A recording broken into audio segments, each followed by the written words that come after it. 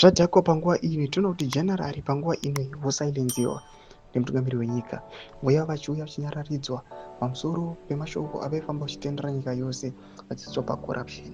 Sanapera mashoko vanhu avashamisa vachinzwa mashoko ekuti panguva ino general woudzwa kunzi aiwa iwewe panguva ino imbonyarara ndombosubscribe like out on the bell kuti buda panapa paende mukomana umosanzi majera Jairus amudanyura achiti apparently last week Idi Mnangagwa condemned and banned Chiwenga from talking about corruption, accusing him of attention seeking.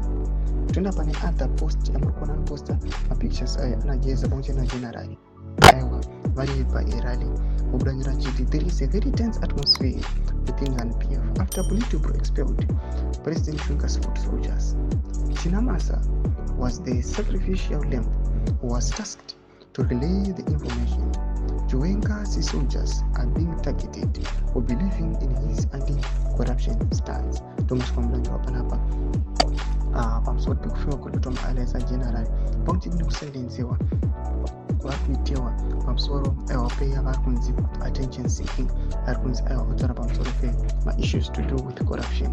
Mashoko ari kushamisa vanhu panguva ino vachiona general panguva ino maallies avo vanoita kuti avo vana geza panguva ino those who were calling for the resignation yemutungamiri wenyika vakomana vese they have now been fired. Zvoitika panguva ino yatirikuona kuti komana geza is now been fired kunyange vakomana vasiri kutomboziva kuti ari kupi maiweabots ake akawandepi ari kuita nezvei ari kurongei, and on top of that people they are waiting for his signal yaakasiya ataura yakaonekwa kunzi aiwa yakasiya afundudza vakomana vederejima. Zvidiko zviri kuitika munyika patiri kuona kuti aiwa general vachisilenziwa pamusoro pecorruption, vanhu vese vatarira pana general just because aiwa the ruling party ndokunasa kuonekwa kunzi corruption ndomayakanyanyisa. Mbudzai mafungiro enyu munoti kudini pamusoro pechitiko ichi. Bhinanai mucomment section mutiudze mafungiro enyu. Ndopai kuti usawana subscribe walike pamwe chete kuti the bell icon.